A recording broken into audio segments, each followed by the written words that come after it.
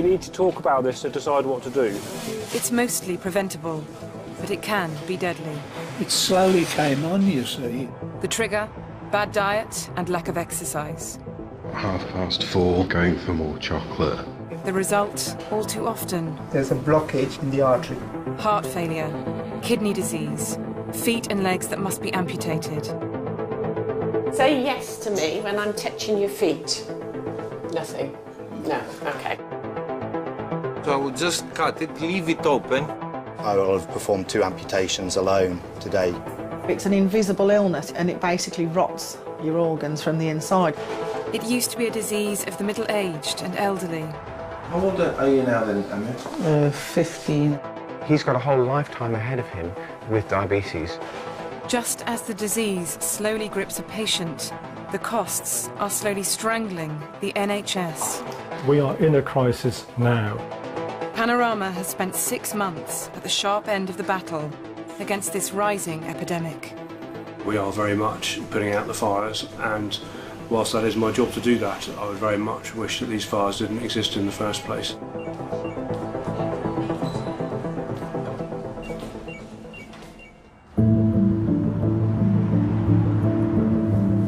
Hi, Martin Carriage. Right, thanks. I'll see you in a minute. Cheers. Thank you. Bye-bye. The vascular ward at Hartlands Hospital in Birmingham deals with very severe, acute complications of diabetes every day.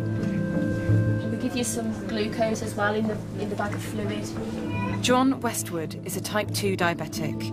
He has gangrene in his foot and his life is in danger from infection. I was watching the television and there was a radiator at the end of the seat. And, you know, I must have just pushed my feet against it, but it was cold.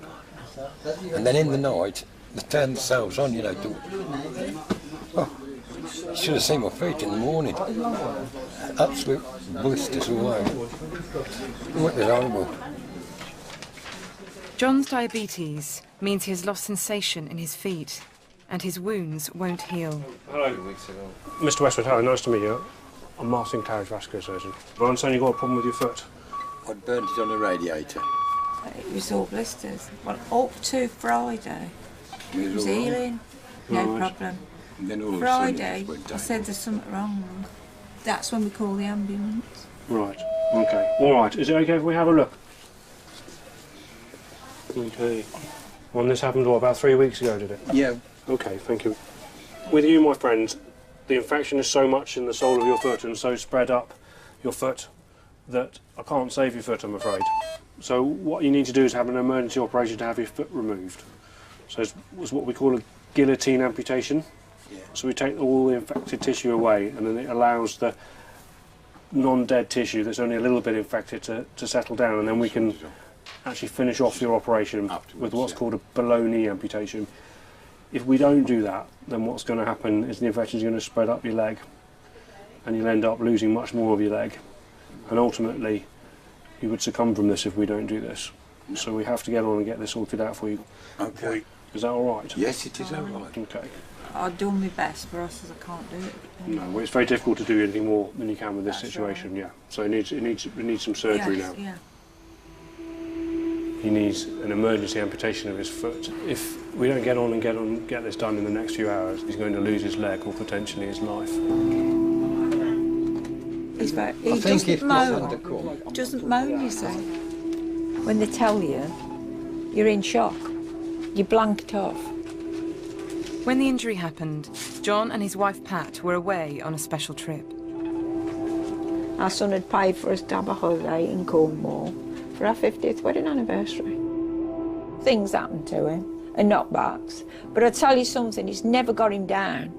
And if he wasn't like that, I'd know there was something wrong. That's the reason I knew there was something wrong with him, when he wouldn't eat. And I thought, that's not him. Type 2 diabetes means the body's natural insulin system stops working. The resulting high blood sugar levels clog up veins and arteries, and that can lead to acute complications.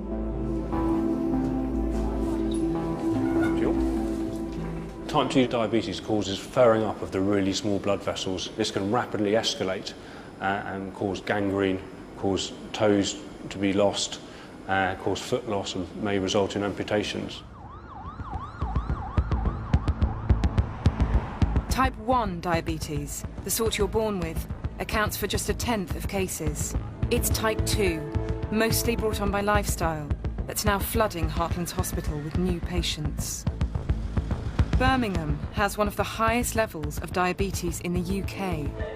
An estimated 1 in 10 people here has it. The hospital has spent £6 million building a dedicated centre to cope with the diabetes epidemic.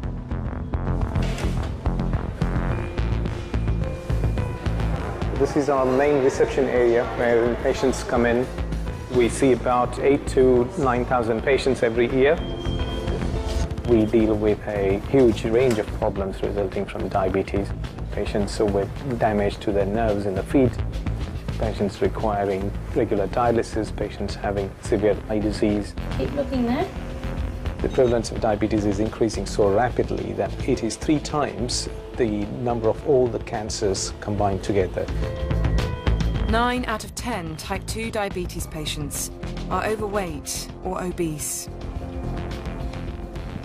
Hi Jonathan, how are you today? Okay, how are you? I'm all right, thank you. Good. So, would you like to pop onto the scales? John O'Hagan was diagnosed with type 2 diabetes when he was 32. He's now 40. Okay, so it's 123.4. So your BMI is 41.7. With a body mass index of over 40, John is classed as severely obese. He's been told he needs to change his diet, but he's finding it hard.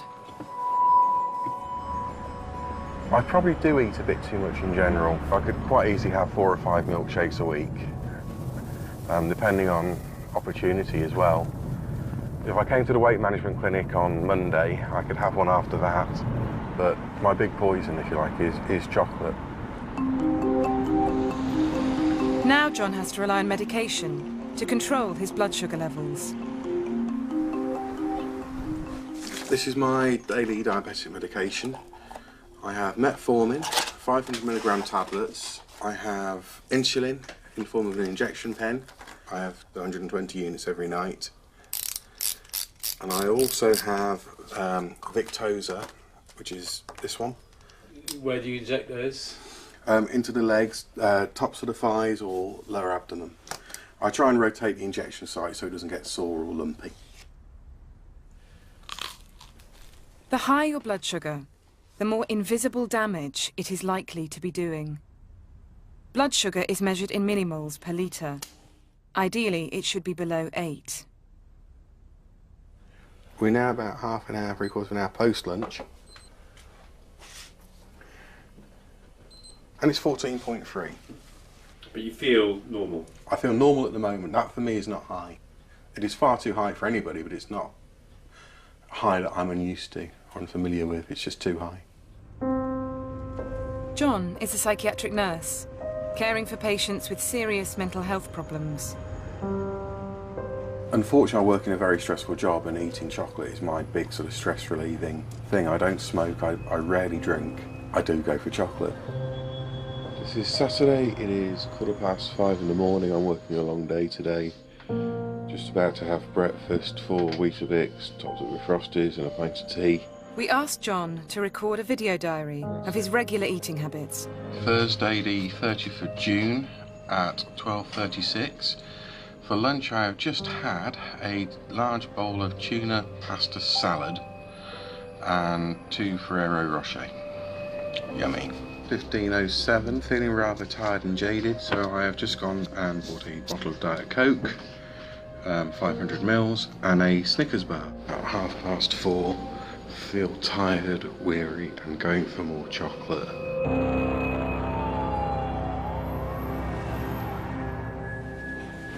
I would just cut it, leave it open, with some gauzes on it for a few days until the circulation here relaxes. John Westwood is about to have his gangrenous foot amputated. There is a small risk that you may die during the procedure, and the risk of that starts from around 5%. Okay, do you have any more questions? No, I think you've explained everything good. Also, we need to mark the side, okay? Just to show that it's the right leg. Please put my signature where the X is.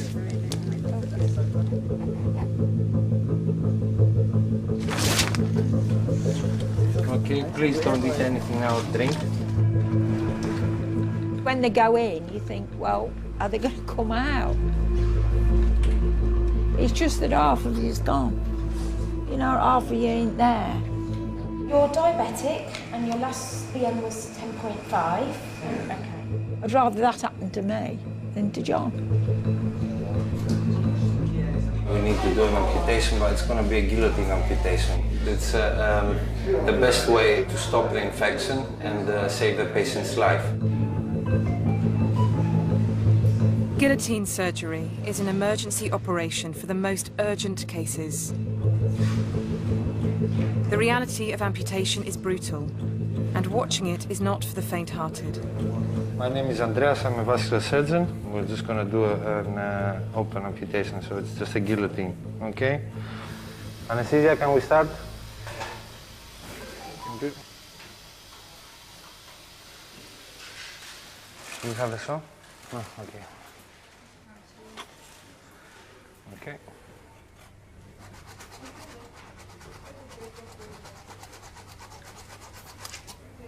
Okay, very good. Okay.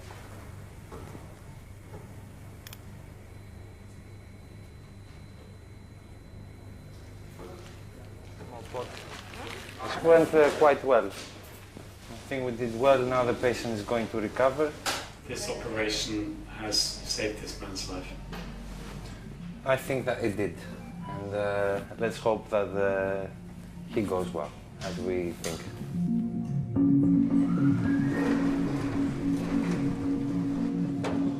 But diabetics don't just face the risk of amputations. Sharon Barnett is 44. She was diagnosed with type 2 9 years ago. She is worried about the damage the disease might be causing her eyes, kidneys, or heart. Hello. You can stop the disease progressing if you lose enough weight and change your lifestyle. But Sharon has tried many times and still weighs 18 stone. In 3 weeks, she will have weight loss or bariatric surgery. She's here for a pre-op check. Preferred name, Sharon? Sharon, yeah. You got type 2 diabetic sleep. I just know I need to do it. I know that I can't carry on. My health problems are probably just going to get worse and worse if I don't do something about it. What do you do for your life? Like my work, Yeah. I work in a call centre. Call center. Yeah. I weigh 119 kilos at the moment. I'm now a health risk. You know, I might not live as long as I could live because I've let myself be overweight. All the best. Thank you. All right, Thank you very then. much. Bye-bye. Thanks. Bye. Obesity has crept up on Sharon, the result of too little exercise and too many calories from carbohydrates and sugary foods. Oh, that's hideous. Oh my God, where did that come from? Oh, I look really old. I was only 19. You've only got to go probably, 300 or 400 calories a day over. And I just think it's gradually over the years just gone on. That's me there. You know, all the teams and everything. Yeah, I played at school. I played rounders, netball, hockey, all them. When I left school, I stopped exercising. I just stopped completely. But I carried on eating the amounts I was eating.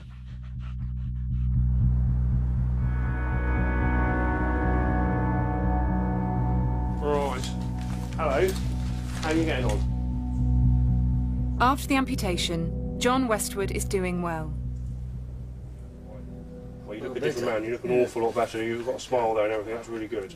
So it's a bit of a long haul over the next few days. Right, see you in a little bit then. Okay. Right.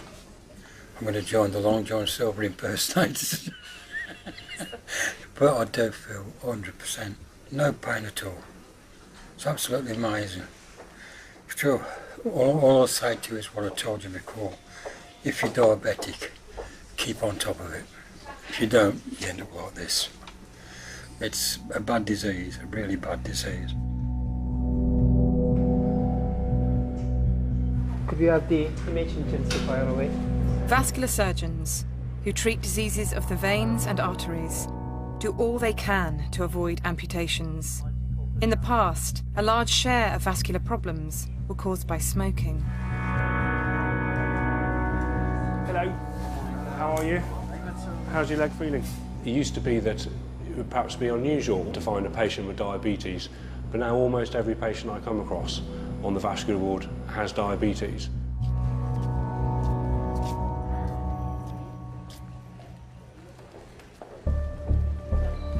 The growing burden of type 2 diabetes is having a big impact right across Heartlands Hospital. Diabetes just ravages most of the systems. It has effects on the heart, has effects on the blood vessels, has effects on the kidneys, and it's just non-remitting, non-relenting, you know, it just carries on. At the back of your mind, you always think that they have a limited lifespan because there's only so much you'll be able to do for them. If you've got type 2 diabetes, you're almost twice as likely to have a heart attack and over 3 times as likely to have kidney disease. How are you getting on with the dialysis? You all right? Any problems, the fistula or anything? We probably get about 10 to 12 referrals a week. Probably 5 of them, 5 or 6 will be type 2 diabetic. About 40% of our patients on dialysis are type 2 diabetic. Annette visits patients at home to explain what lies ahead when they need kidney dialysis to keep them alive.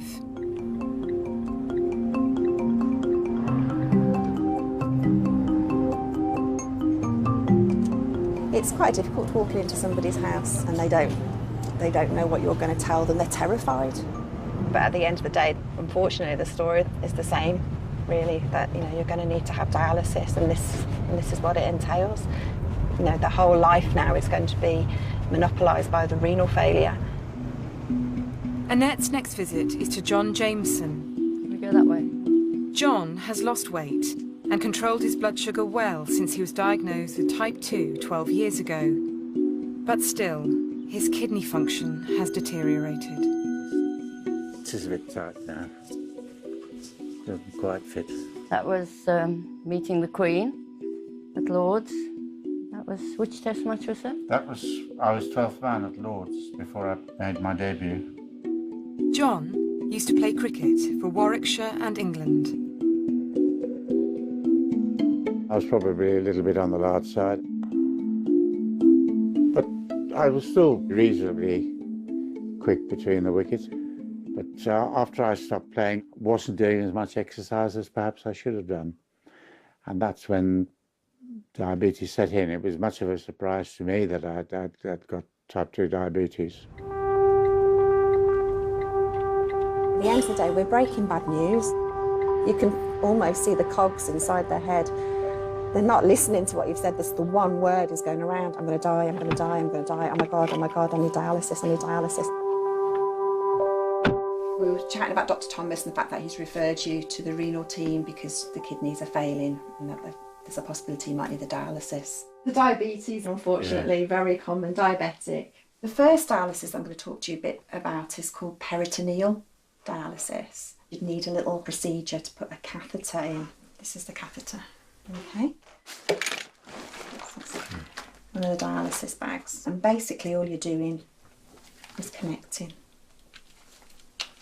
Like that. Takes approximately 20 minutes. Sat there watching your cricket 4 times a day. So have you got any other worries or concerns, at this time? Not really. Just hope that it gets delayed as long as possible. Absolutely, and that's what we're there for. Just want to say thank you for your time. No, you're welcome. Appreciate it. Thank you for coming. I've cut down on meals. Basically, I'm only having 1 meal a day. I might have a little bit of a snack in the evening or that sort of thing, but that's basically to keep the weight off. Obviously, I want to try and avoid that. And whether one can do more exercise or not, but it's difficult when you've got to help the kidney function. They've got a catheter fitted. You can't exactly go running. Do what you can when you can and enjoy life when you can.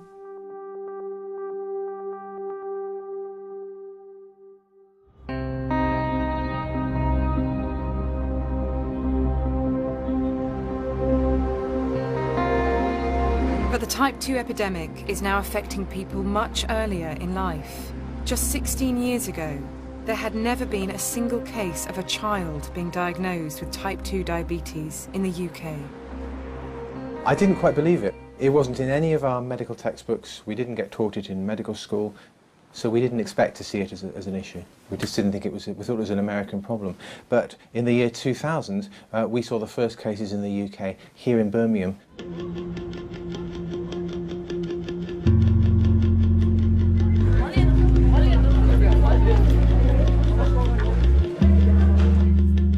Amir is 15. He was diagnosed with type 2 when he was just 13.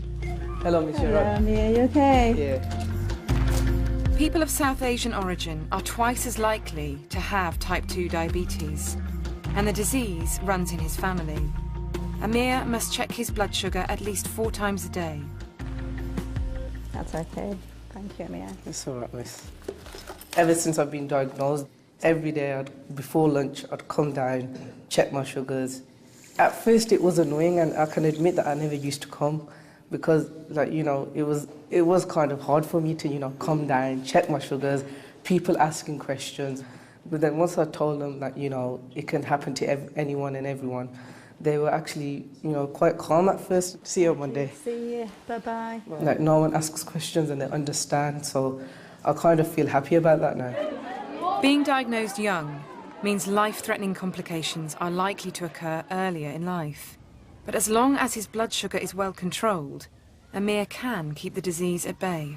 I am quite rebellious when it comes to, like, you can't have this, you can't have that. Like, I'd go to the shops, like, if my mum gives me money, she says, you got to spend it on your lunch, you're not going to shops to get chocolates or crisps or sugary drinks. And sometimes I'd get, like, small chocolate bars, but then when it comes to checking my sugar results, I'm like, oh my God, I need to drink a lot of water.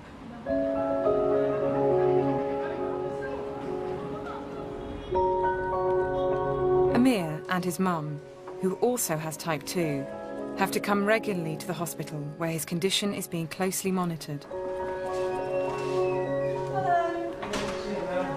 Hello. Hello, Sam, how are you? Nice to see you. Nice to see you. Hello, Mum. Nice to see you. Are you doing better? It's been 3 weeks since I saw him last. The glucose level for somebody who doesn't have diabetes would be between about 3.5 and about 7.8, something like that. We're trying to get him to manage his glucose between 4 and 7. Once it's over about 14, actually, it's much higher than we'd like to see. So we're going to need to do a glucose check today. Yeah. Okay. All right. Okay. 18. 18. So that's way too high, isn't it? 18 is a very high level. Any reason why you think your sugar was so high this morning? No, I don't know. What did you have to eat last night? Normal chapati and curry. Okay. The problem is, Amir, is that if we carry on like this at 15, by the time he gets 25, you'll get eye damage, and you've already had gout and stuff in your feet as well, and you will get these other bits of damage. So I'm sure you're eating healthier, which would be great, but you need to eat less. Okay. I'm worried in the long term because we're not winning at the moment, either in terms of his weight, which is static, or his glucose control, which is, if anything, is worse than it has been before. Thank you. Thank you, Doctor. All right. Thank you then. Thank you, Emma. I think he's at a bit of a crossroads. He's got a whole lifetime ahead of him with diabetes. I'm quite gutted, actually. I mean, this is what I've been banging on about to him here. When he's missed his doses, he'll go into his own bubble. He's a nice lad. I think he finds it difficult to motivate himself. He's still eating more calories than he's burning off in exercise. I've just got to try even harder than I did before.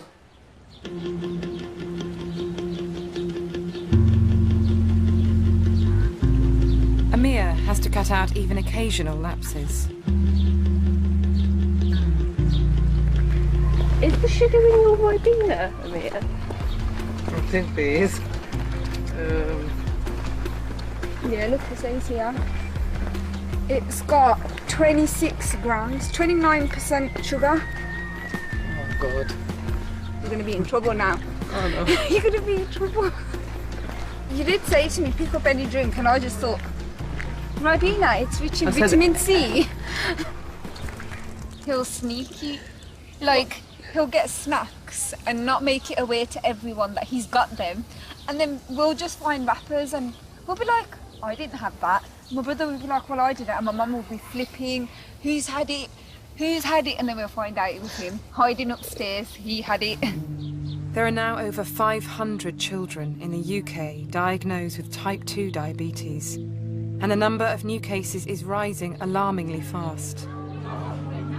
Every new diagnosis of type 2 diabetes in children has been analysed by Amir's doctor and academic colleagues. It was August last year, so he would have been 15. Definitely got diabetes with the random glucose. We've seen twice as many children developing type 2 diabetes than we were in 2004-05. A striking number of the children have evidence of fatty infiltration of their liver and abnormal liver function tests. 11-year-old, 12-year-old. I saw a child last week who's actually developing cirrhosis of the liver. Type 2 diabetes in children may be a different disease to type 2 diabetes in adults. So adults who get this at the age of 50 or whatever may not necessarily get these other complications, but the children we're seeing with type 2 seem to have got a more aggressive progress, and they're getting these complications earlier than you would expect.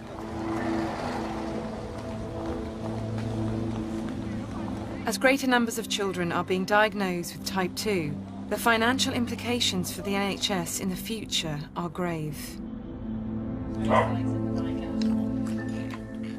John O'Hagan lives with his wife Severine and their 2 children.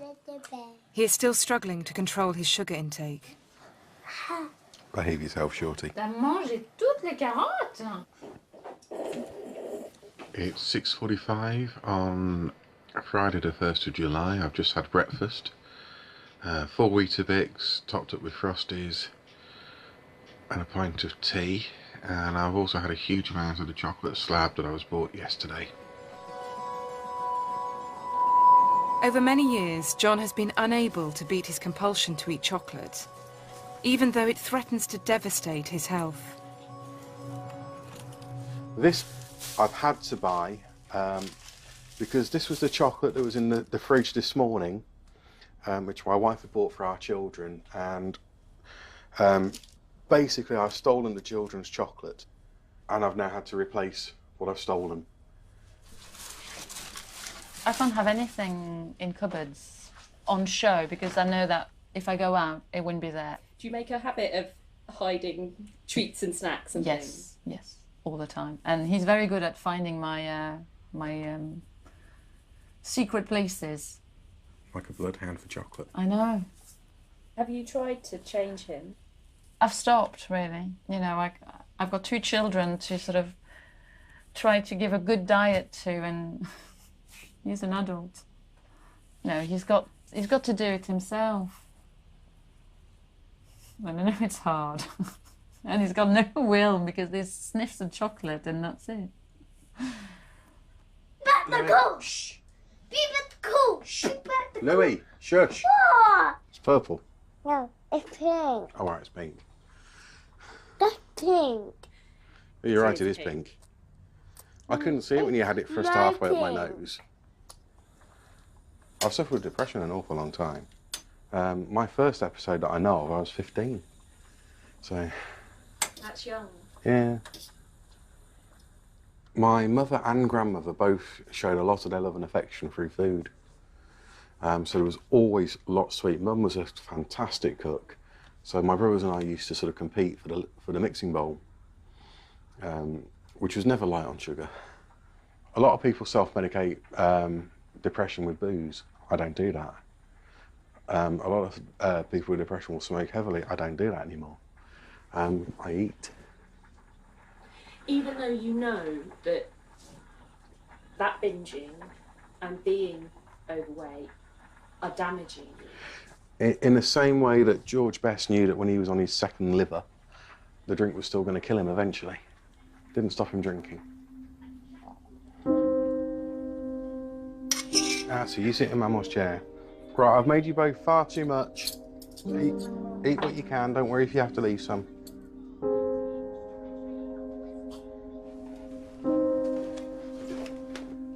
John has decided he can't beat his addiction on his own. 123.6. So it's gone up from when I was last seen in clinic. He too has opted for irreversible weight loss surgery. I feel quite awful that I need to seek surgery to effect the changes I need to effect, but I've tried every other means and failed. Thank you, baby. Things have got to change now because I have 2 children and I want to make sure I'm around to see them grow up. I want to be a part of their lives for as long as I can.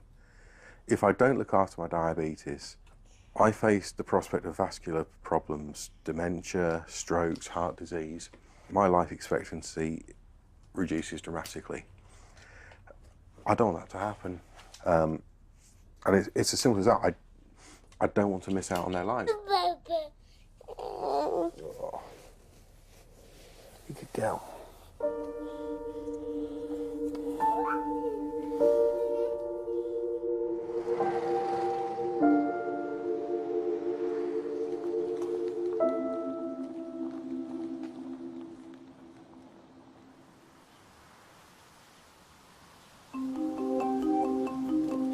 Sharon's weight loss operation is imminent, but the surgery will only go ahead if she completes a strict 4-week crash diet in the run-up.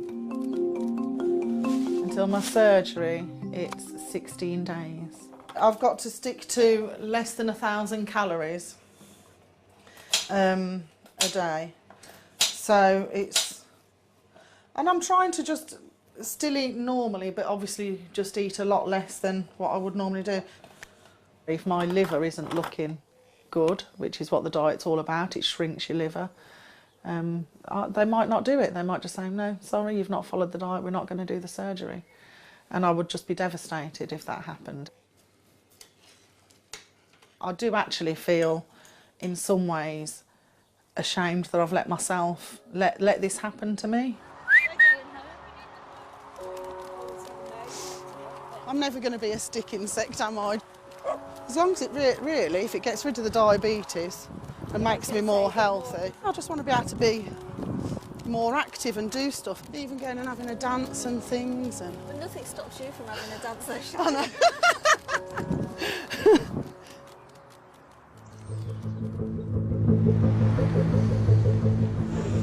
Diabetes can have a catastrophic long-term effect on patients. There's a blockage in the artery. But it's also creating a potential catastrophe for the NHS.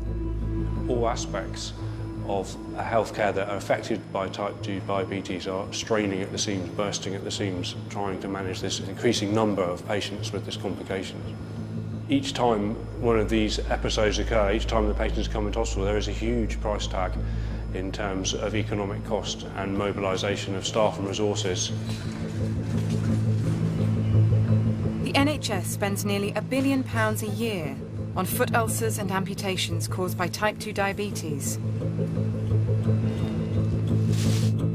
That's almost 1% of the entire NHS budget.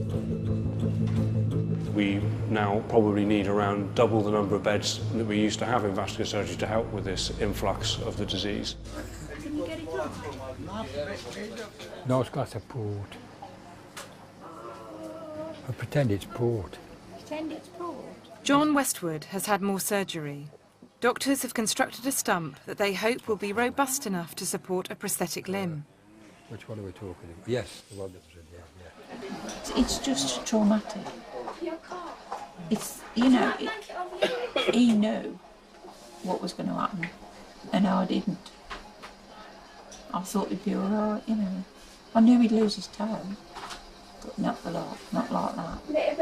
You get a pain here, and you sit and think, God, that is, and then you think, but there's nothing there. So what's hurting me?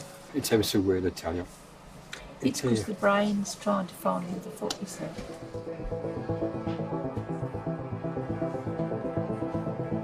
John's 2 operations cost the NHS about £18,000. Rehabilitation will cost a further £20,000. But some type 2 patients require even greater levels of care to give them a chance against the disease.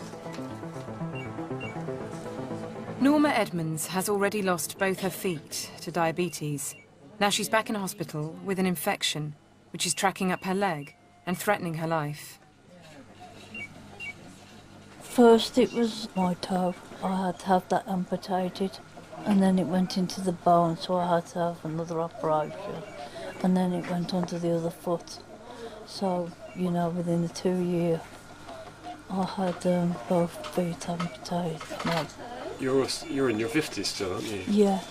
How old are you 56. now? You're 56 years old. Yeah.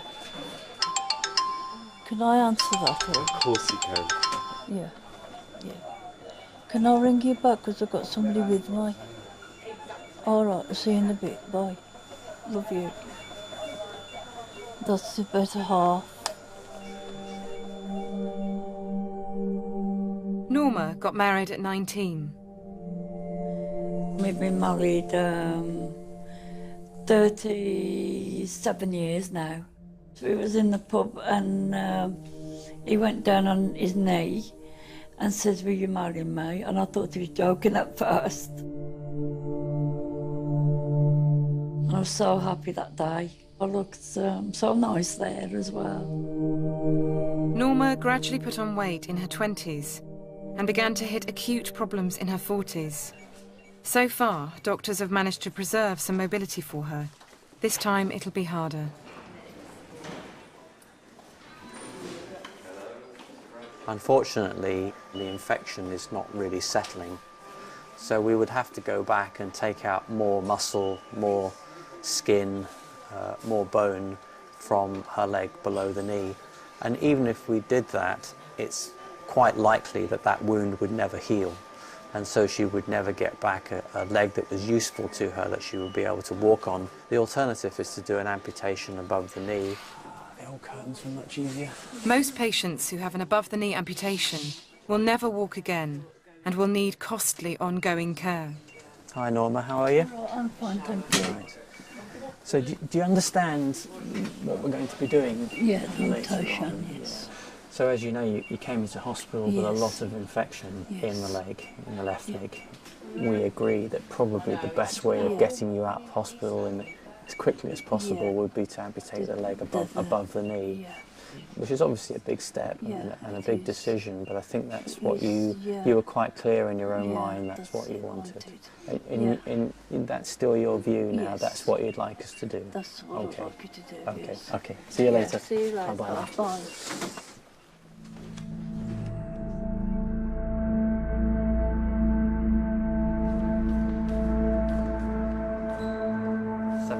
Please, Tom. Okay, watch your fingers. That's the leg free.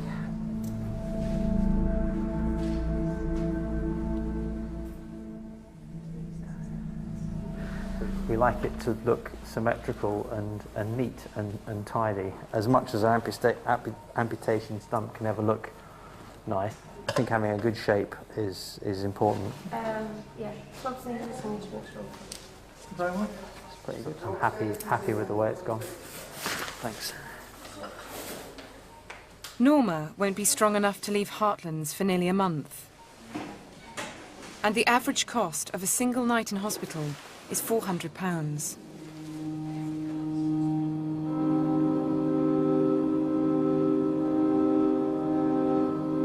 When all the costs to the NHS of type 2 diabetes are added together, the total is an estimated £10.3 billion.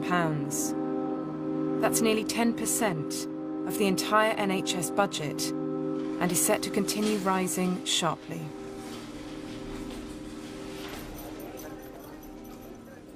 One way to save type 2 patients from the worst consequences of the disease is bariatric surgery. It could also save the NHS money in the long run. Hi, John. Hi, please. I'm good, thank you.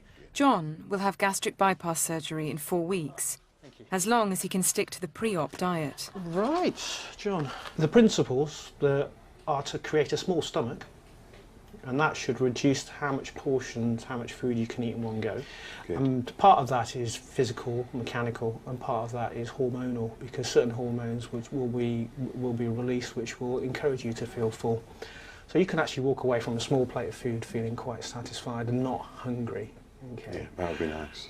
You've got to go on a very low-calorie diet Yes, I'm aware. 800 to 1,000 calories a day, maximum. This is not a punishment for you, John. The reason why we're doing this is to shrink your liver down. Yes. And this will definitely help. How do you feel you're going to get on with this? It's going to be horrendous. I'm going to struggle, but I have to do it, so I'm going to do the best I can. Yeah, yeah. Thank you. See you soon. Bye now. John hopefully will get a good result. Diabetes resolution after gastric bypass surgery is quite an amazing thing to see. Within 6 weeks or so, we can get them off insulin. But if you feel like you want to suddenly go out and have a large meal, that's not going to be possible without you either being sick or feeling pain. And there is a finality to that people have to mentally be prepared for. Sharon has completed her crash diet, and her bariatric surgery will go ahead today. The main part of her stomach will be cut out, leaving only a narrow tube with much less space for food. Sometimes we have noticed that the tube is too narrow for some of the patients. If this happens, we may need to reoperate on you long term. If you're happy, I would like please to ask for your signature here, print your name underneath and the date for us. Yeah. Thank you. The risk of serious complications is low, but the impact on Sharon's life will be huge. Thank you. Thank you very much. See you in theatres. Okay, thank you.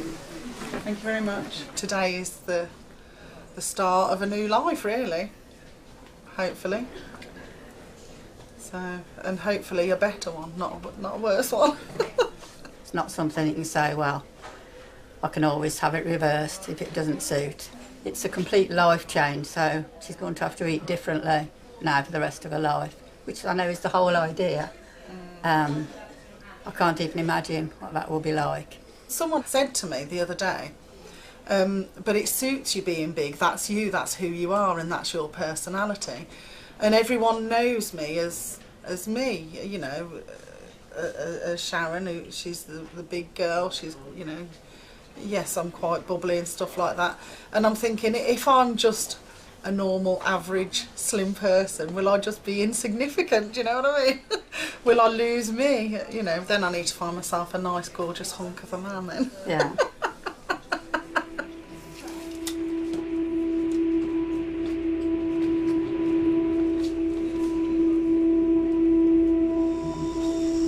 Going on the ground floor.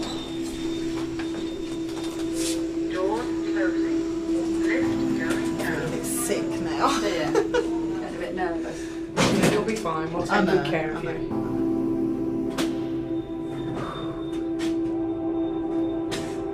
It's just that putting yourself through surgery, which I know is a risk, when really if I just had willpower and self-control, it wouldn't be necessary.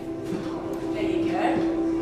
You know, they're cutting half of your stomach away.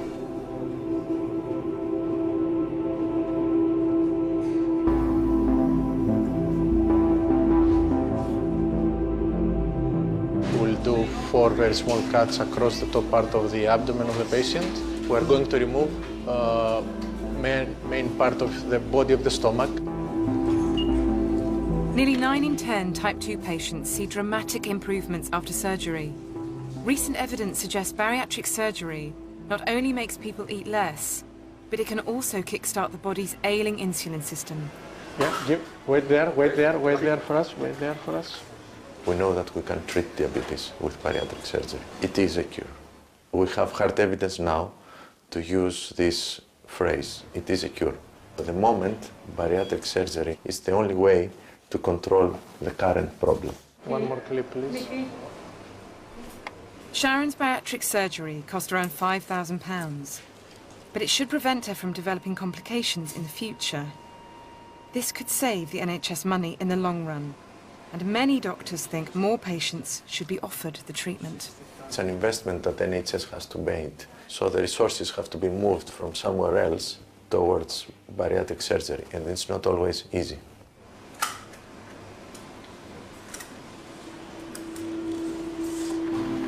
You have the clip one, yeah? Yeah. Just the doppler at the end. Be careful of the doggy and not to.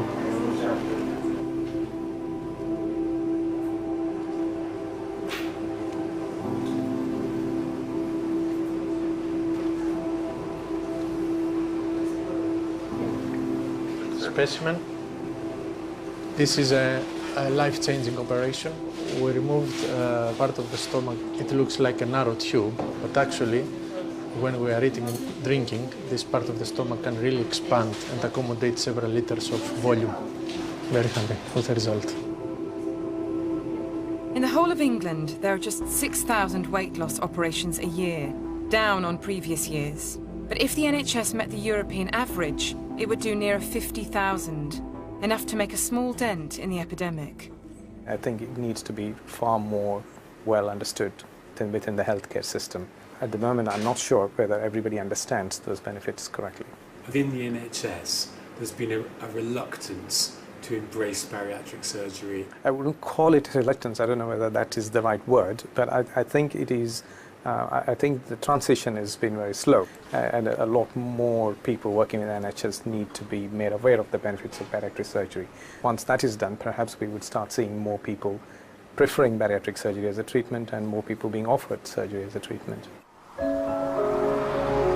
For Sharon, the effects of surgery are immediate. I came home last night and I feel as though I've pottered around today and feel quite bright and chirpy, really, considering it was only 3 days ago. I think I'm going to try some oxtail soup. I'm not thrilled by the look of it.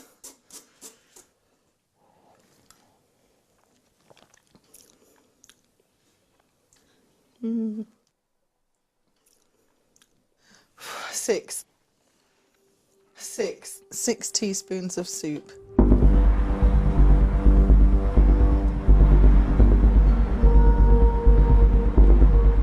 The NHS does have a plan to tackle the epidemic. The idea is to intervene earlier to prevent type 2 patients ever needing expensive hospital treatment. The hope is that hospitals, community services and GPs will work more closely together.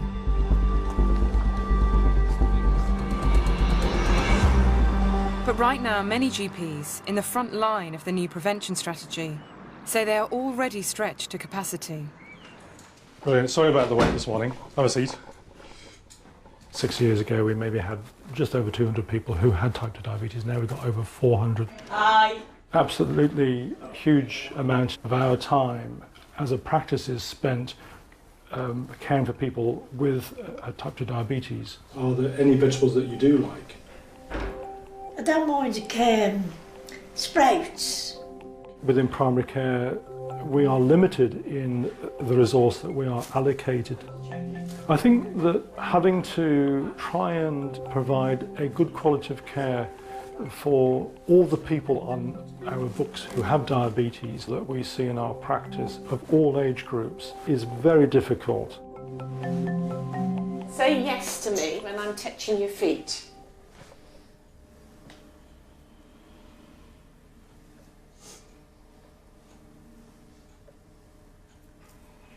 Nothing? No. Okay. Well, we knew that anyway, didn't we? Are you able to do any exercise at the moment? No, not really. Okay. It's inevitable that we struggle. We're not coping now, and my main concern is that unless there is a real injection of resource that is targeted into the problem, that we will not really meet the challenge of type 2 diabetes at all.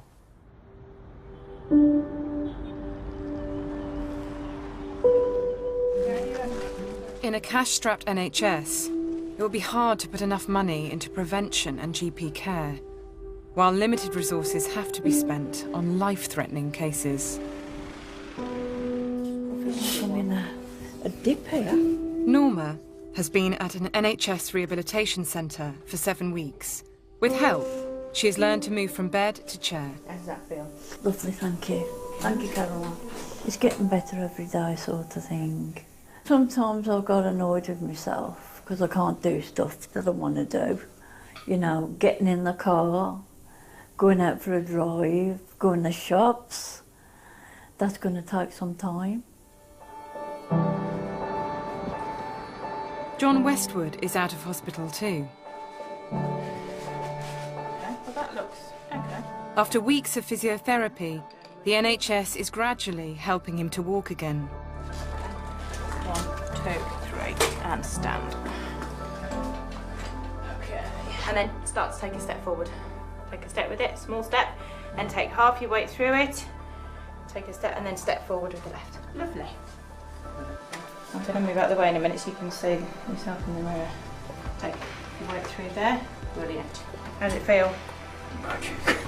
To me, it means everything. I'm going to walk. Fantastic. You wouldn't believe what I could, you know, it's over the moon, isn't it? You know.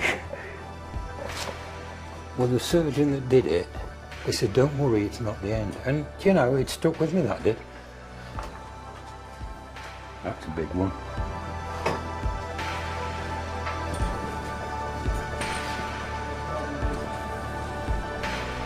I could have lost him, and that I'm grateful for the fact that I ain't going to lose him.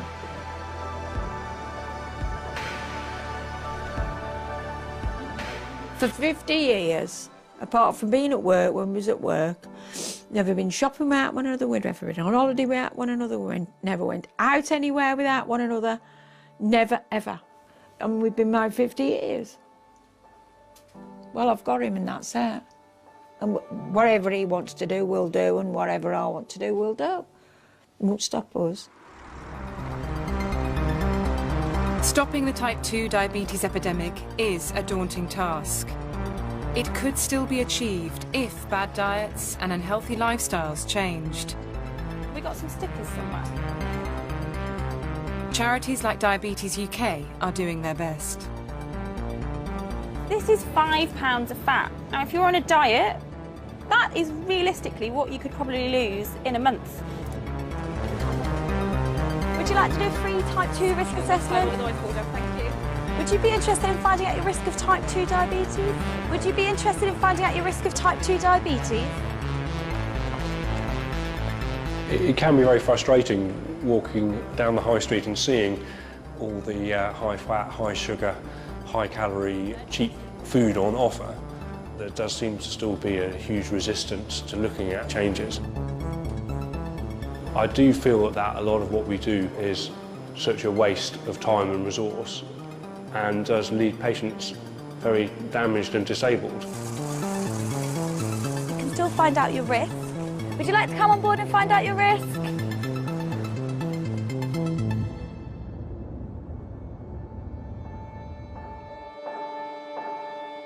The government has proposed a sugar tax on soft drinks and published a childhood obesity strategy. But many doctors think it needs far tougher action to have any chance of making a difference. The childhood obesity strategy has fallen short of what many people would have hoped. We know that this is a disease that is unrelenting, unforgiving. We are in a crisis now, and it can't be left for healthcare professionals such as ourselves to endlessly pick up the pieces.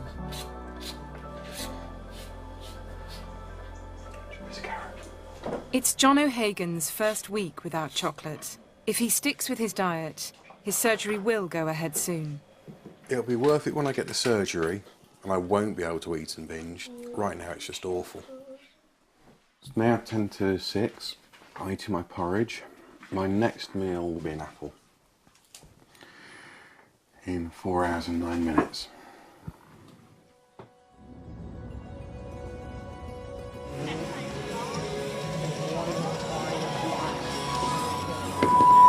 By improving his diet and keeping on top of his medication, Amir has got his diabetes under better control. A month ago, his blood sugar levels were as high as 18. It's not that high, but it is like in double figures, so I'd say it's above average high, but not as high as you'd expect. So I'm happy kind of with it. So my goal is trying to get a 6.5, because that's perfection. Because I was reading it, that is the best sugar reading you can get. See, I like that dress. I like that dress. The NHS has given Sharon a new start. It's not what you'd go out in, it's what you'd wear to go to work and stuff in. 3 months after surgery, she's lost 3 stone and her blood sugar is down to normal, non-diabetic levels without medication. Feel fun, feel fun. I haven't really got diabetes now, and I feel like I've sort of had a lucky escape from it, you know. That could have, you know, in 10 years' time, who knows what would have been happening to me.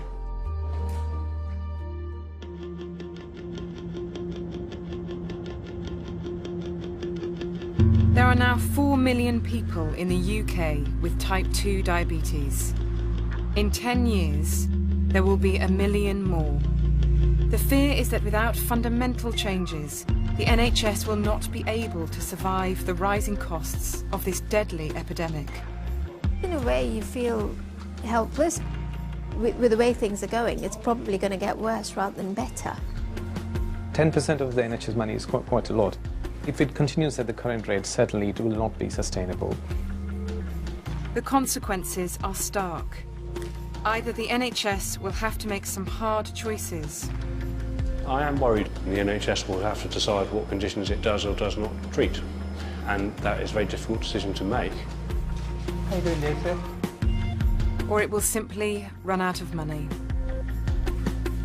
Diabetes will have a tremendous burden on our National Health Service, which is probably unaffordable, and it would be much cheaper to actually change lifestyles now and prevent people developing these complications than to try and pay for it through the NHS.